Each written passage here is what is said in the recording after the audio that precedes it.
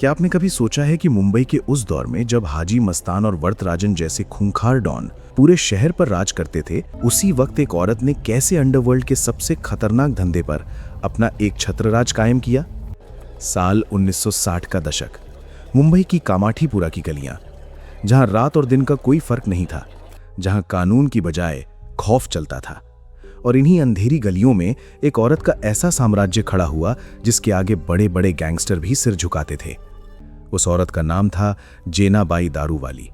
ये कहानी है उस औरत की जिसने सिर्फ अपने दम पर मुंबई के सबसे खतरनाक इलाके में अपना साम्राज्य बनाया, जो पुलिस को अपनी जेब में रखती थी, जिसके इशारे पर पूरी कामाठीपुरा थम जाती थी। लेकिन ये कहानी सिर्फ एक डॉन की नहीं है, ये कहानी है उस सिस्टम की जिसने एक मासूम लड़की को खूंखार अपराधी बना दिया। आइए जानते हैं जेनाबाई दारूवाली की पूरी असली कहानी। साल 1935, महाराष्ट्र का एक छोटा सा गांव। गरीबी इतनी थी कि 2 वक्त की रोटी जुटाना भी किसी जंग से कम नहीं था। इसी गांव में एक परिवार में एक लड़की का जन्म हुआ। उस लड़की का नाम रखा गया जीना। जीना के पिता एक मजदूर थे। पूरे दिन खेतों में काम करके शाम को थक कर घर आते। माँ घर संभालती और जैसे तैसे परिवार चलता। लेकिन किस्मत को कुछ और ही मंजूर था। जीना जब सिर्फ 7 साल की थी तब उसके पिता की अचानक मौत हो गई। घर का इकलौता कमाने वाला चला गया। माँ के पास ना कोई काम था, ना कोई सहारा। भूख और गरीबी ने उन्हें इतना घेर लिया कि उन्होंने एक बहुत बड़ा फैसला लिया। वो छोटी जीना को लेकर मुंबई आ गई। मुंबई उस जमाने में सपनों का शहर माना जाता था। लोगों को लगता था यहां आकर किस्मत बदल जाएगी। लेकिन जीना की मां को नहीं पता था कि यह शहर सपने नहीं बल्कि दुस्वप्न देने वाला है। मुंबई पहुंचकर जेना की मां को कामाठीपुरा इलाके में एक छोटी सी झोपड़ी में जगह मिली। कामाठीपुरा, ये नाम सुनते ही पूरे मुंबई में लोगों के चेहरे बदल जाते थे। ये इलाका देह व्यापार का सबसे बड़ा अड्डा था। अंग्रेजों के जमाने से ही यहाँ ये धंधा चलता आ रहा था। संकरी गलियां, टूटे फूटे मकान, हर तरफ अंधेरा और बदबू। और सबसे खतरनाक बात यह थी कि यहाँ की हर औरत को एक ही पेशे में धकेल दिया जाता था। जेना की माँ ने शुरुआत में छोटे मोटे काम किए, कपड़े धोना, बर्तन मांजना, लेकिन पैसे इतने कम मिलते थे कि 2 वक्त की रोटी भी मुश्किल से आती थी। धीरे धीरे हालात और बिगड़ते गए। जेना की माँ पर कर्ज का बोझ बढ़ता गया। और फिर एक दिन वो आया जब उन्हें मजबूरी में देह व्यापार में उतरना पड़ा। छोटी जेना ये सब देख रही थी। उसकी माँ रात रात भर काम करती, सुबह थकी हारी वापस आती, आंखों में आंसू और चेहरे पर दर्द। जेना समझ नहीं पाती थी कि उसकी माँ के साथ क्या हो रहा है, लेकिन एक बात उसे साफ दिखती थी, यहाँ सिर्फ पैसे की ताकत चलती है। जिसके पास पैसा है वो राजा है और जिसके पास नहीं है वो गुलाम। जेना धीरे धीरे बड़ी हो रही थी। 14-15 साल की उम्र आते आते उसकी माँ की सेहत बिगड़ने लगी। टीबी की बीमारी ने उन्हें अंदर से खोखला कर दिया था। एक रात जब जेना की माँ खून की उल्टी करते हुए जमीन पर गिर पड़ी तो जेना उन्हें गोद में लेकर रोने लगी। माँ ने आखिरी सांस लेते हुए कहा, बेटी, इस जगह से भाग जा।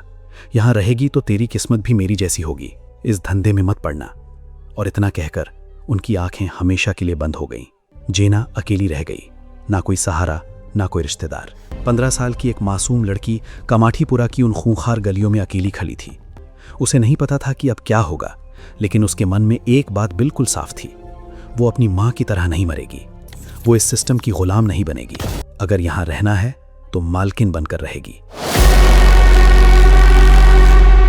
माँ की मौत के बाद जेना पर कर्जदारों का दबाव बढ़ने लगा। एक दिन एक बूढ़ा साहूकार उसकी झोंपड़ी में घुस आया। उसने जेना को धमकाया, तेरी माँ का कर्जा अभी बाकी है, या तो पैसे चुका दे या फिर हमारे लिए काम कर। जेना को पता था कि यहाँ काम का मतलब क्या है। उसके पास न पैसा था न कोई रास्ता, लेकिन उसने एक बहुत बड़ा रिस्क लिया। उस रात जेना कामाठीपुरा की सबसे खतरनाक औरत जुबैदा बी के पास गई। जुबैदा बी उस इलाके की सबसे बड़ी दलाल थी। वो देह व्यापार चलाती थी और पूरे इलाके में उसका खौफ था। जेना ने उनके सामने हाथ जोड़े और कहा, मुझे इस धंधे में नहीं जाना, लेकिन मैं आपके लिए काम करूंगी। मैं लड़कियां लाऊंगी, ग्राहक लाऊंगी, पैसा कमा कर दूंगी। बस मुझे इस काम से बचा लीजिए। जुबैदा बी ने उसे ऊपर से नीचे तक देखा, फिर एक ठंडी हंसी हंसी और बोली, ठीक है, लेकिन अगर तूने धोखा दिया तो तेरी लाश इसी गली में मिलेगी। और इस तरह जेना ने कामाठीपुरा के उस गंदे सिस्टम में अपना पहला कदम रखा, लेकिन वो शिकार के तौर पर नहीं बल्कि शिकारी के तौर पर। जीना बहुत तेज और समझदार थी। उसने देखा कि कामाठीपुरा में सबसे ज्यादा पैसा कमाने वाले वो लोग होते हैं जो बीच में खड़े रहते हैं, लड़कियों को लाते हैं, ग्राहकों को सेट करते हैं, पुलिस को खुश रखते हैं और सबसे ऊपर का कमीशन खाते हैं। उसने यही काम शुरू किया। गांव से भागी हुई लड़कियां जो काम की तलाश में मुंबई आती थीं, जेना उन्हें बस स्टैंड और रेलवे स्टेशन पर मिलती, उनसे बहुत प्यार से बात करती, उन्हें रहने की जगह देती, खाना खिलाती और फिर धीरे धीरे उन्हें इस धंधे में धकेल देती। शुरुआत में जेना को खुद पर घिन आती थी, लेकिन कामाठीपुरा में रहकर अगर जिंदा रहना है तो दिल को पत्थर बनाना पड़ता है, और जेना ने अपने दिल को पत्थर बना लिया था। धीरे धीरे जेना की पहचान बनने लगी। वो सिर्फ लड़कियां नहीं लाती थी, बल्कि अमीर ग्राहकों को भी लाती थी, बड़े बड़े बिजनेसमैन, सरकारी अफसर, यहां तक कि पुलिस के लोग भी। जेना समझ गई थी कि असली खेल कनेक्शन का है। उसने पुलिस इंस्पेक्टरों को हफ्ता देना शुरू किया, उन्हें खास ग्राहकों से मिलवाती और बदले में उसे पूरी सुरक्षा मिलती। लेकिन जेना की असली तरक्की तब शुरू हुई जब उसने एक नया धंधा शुरू किया, अवैध शराब यानी देसी दारू। 1950 के दशक में मुंबई में शराब पर बैन था, लेकिन लोगों की तलब तो खत्म नहीं हो सकती थी। इसी मौके को देखकर जेना ने अपनी झोपड़ी में छुपकर देसी दारू बनाना शुरू किया। पहले छोटे स्तर पर, फिर धीरे धीरे धंधा बढ़ता गया। कामाठीपुरा के सभी कोठों में, होटलों में, ठेकों में जेना की दारू सप्लाई होने लगी। उसकी दारू इतनी मशहूर हो गई कि लोग उसे जेना बाई दारू वाली कहने लगे और ये नाम उसकी पहचान बन गया। 1960 आते आते जेना बाई सिर्फ एक दलाल नहीं रह गई थी, वो कामाठीपुरा की सबसे बड़ी शराब माफिया बन चुकी थी। उसके पास 15 से 20 भट्टियां थीं जहां रात रात भर शराब बनती थी। उसके पास 50 से ज्यादा लोग काम करते थे, और सबसे बड़ी बात यह थी कि अब उसके पास इतना पैसा था कि वो किसी की गुलाम नहीं थी, अब वो खुद मालकिन थी। लेकिन इस ताकत के साथ दुश्मन भी बढ़ने लगे। कामाठीपुरा में कई और गैंग थे, पठान गैंग, मराठा गैंग और तमिल गैंग। सब की नजर जेनाबाई के धंधे पर थी। एक दिन पठान गैंग के 3 गुंडे जेनाबाई की भट्टी में घुस आए। उन्होंने धमकी दी, या तो हमें हर हफ्ते आधा मुनाफा दो या फिर ये धंधा बंद करो। जेनाबाई उस वक्त अकेली थी, लेकिन उसने घबराने की बजाय ठंडे दिमाग से सोचा। उसने मुस्कुराते हुए कहा, ठीक है भाई साहब, आप बैठिए, पहले एक पैग पी लीजिए, फिर बात करते हैं। गुंडों को लगा कि ये औरत डर गई है। उन्होंने शराब पी और जैसे जैसे वो नशे में धुत होते गए, जेनाबाई ने अपने वफादार लड़कों को बुला लिया। जब वो तीनों गुंडे बेहोश हो गए तो जेनाबाई ने उन्हें इतना पिटवाया कि उनकी हड्डियां तक टूट गईं। फिर उनके बॉस को मैसेज भिजवाया, अगली बार जेनाबाई को छेड़ने की कोशिश की तो लाश भेजूंगी। इस घटना के बाद पूरे कामाठीपुरा में जेनाबाई का खौफ फैल गया। अब कोई भी गैंग उसे छेड़ने की हिम्मत नहीं करता था। जेनाबाई सिर्फ डर से नहीं चलती थी, वो अपने इलाके के गरीबों की मदद भी करती थी। अगर किसी की बेटी की शादी है और पैसे नहीं है तो जेनाबाई पैसे देती। अगर किसी को पुलिस ने झूठे केस में फंसाया है तो जेनाबाई अपने कनेक्शन से उसे छुड़वाती। कामाठीपुरा में रहने वाले गरीब लोग उसे मां कहकर बुलाते थे। उनके लिए जेनाबाई कोई अपराधी नहीं थी, वो उनकी रक्षक थी। इसी वजह से जब भी पुलिस जेनाबाई को पकड़ने आती तो पूरी गली के लोग उसे छुपा देते। कोई उसके खिलाफ गवाही देने को तैयार नहीं होता था। जेनाबाई ने समझ लिया था कि अंडरवर्ल्ड में टिके रहने के लिए सिर्फ खौफ काफी नहीं है, लोगों का प्यार और सम्मान भी जरूरी है। 1965 आते आते जेनाबाई दारू वाली मुंबई अंडरवर्ल्ड में एक जाना माना नाम बन चुकी थी। उसकी कमाई लाखों में थी। उसके पास अब कई मकान थे, गाड़ियां थी, और सबसे बड़ी बात यह थी कि बड़े बड़े गैंगस्टर भी उसका सम्मान करते थे। हाजी मस्तान और वरदराजन मुदलियार जैसे डॉन भी जेनाबाई को इज्जत की नजर से देखते थे, क्योंकि उन्हें पता था कि ये औरत किसी से कम नहीं है। लेकिन जेनाबाई का सबसे बड़ा हथियार था उसका दिमाग। वो कभी बेवजह किसी से लड़ाई नहीं करती थी। वो अपने दुश्मनों को खत्म करने के लिए पुलिस का इस्तेमाल करती थी।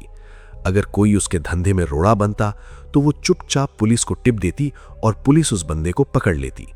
इस तरह उसके हाथ साफ रहते और काम भी हो जाता। लेकिन हर साम्राज्य का एक अंत होता है। 1970 के दशक में मुंबई पुलिस ने अवैध शराब के खिलाफ बहुत सख्त कार्रवाई शुरू की। कई भट्टियां तोड़ी गईं, कई लोग गिरफ्तार हुए। जीनाबाई पर भी दबाव बढ़ने लगा। उसकी कई भट्टियां पुलिस ने बंद करवा दी, उस पर कई केस दर्ज हुए। लेकिन जीनाबाई ने हार नहीं मानी। उसने अपना धंधा और भी चालाकी से चलाना शुरू किया। अब वो खुद भट्टियां नहीं चलाती थी, बल्कि दूसरों को पैसा देकर चलवाती थी। अगर पुलिस पकड़ती तो वो लोग फंसते, जीनाबाई बच जाती। इस तरह कई सालों तक उसने अपना धंधा चलाया। 1980 के दशक में जीनाबाई की उम्र 50 के पार हो चुकी थी। अब उसमें पहले जैसी ताकत नहीं रही थी। नई पीढ़ी के गैंगस्टर आ चुके थे, दाऊद इब्राहिम, छोटा राजन और भी कई। ये लोग पुराने अंडरवर्ल्ड के उसूलों पर नहीं चलते थे, ये खून खराबे पर यकीन करते थे। जीनाबाई को लगने लगा कि अब उसका वक्त खत्म हो रहा है। उसने धीरे धीरे अपना धंधा छोटा करना शुरू कर दिया। अपनी कमाई से उसने कामाठी पुला में कई झोपड़ियां खरीदी, गरीब लोगों को किराए पर दे दी। उनसे ही उसकी जिंदगी चलने लगी। साल 1992 मुंबई में दंगे भड़क उठे। पूरा शहर आग में झुलस रहा था। कामाठीपुरा भी इससे अछूता नहीं रहा। इसी अफरा तफरी के दौरान एक रात जीनाबाई दारूवाली को किसी ने चुपचाप मार दिया। किसने मारा, क्यों मारा, ये आज तक साफ नहीं हुआ।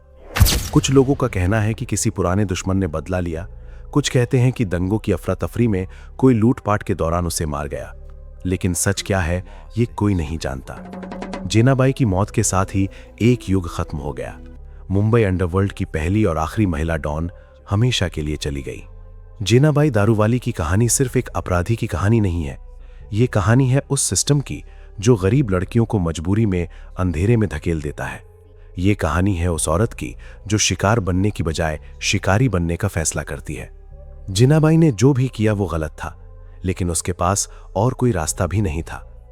वो एक ऐसी दुनिया में पैदा हुई जहां औरतों के लिए सिर्फ दो रास्ते थे, या तो गुलाम बनो या फिर मालकिन। जीनाबाई ने मालकिन बनना चुना और अपनी शर्तों पर जी। आज भले ही उसे कोई याद न करे, लेकिन कामाठीपुरा की पुरानी गलियां आज भी उस औरत की कहानी सुनाती हैं जिसने पूरे मर्दों के अंडरवर्ल्ड में अपना लोहा मनवाया था। दोस्तों, आप इस कहानी के बारे में क्या सोचते हैं? क्या जीनाबाई सही थी या गलत? हमें कमेंट में जरूर बताइए। अगर वीडियो पसंद आया हो तो लाइक करें और चैनल को सब्सक्राइब जरूर करें। हम ऐसे ही दिलचस्प कहानियां लाते रहेंगे। तब तक के लिए जय हिंद, जय भारत।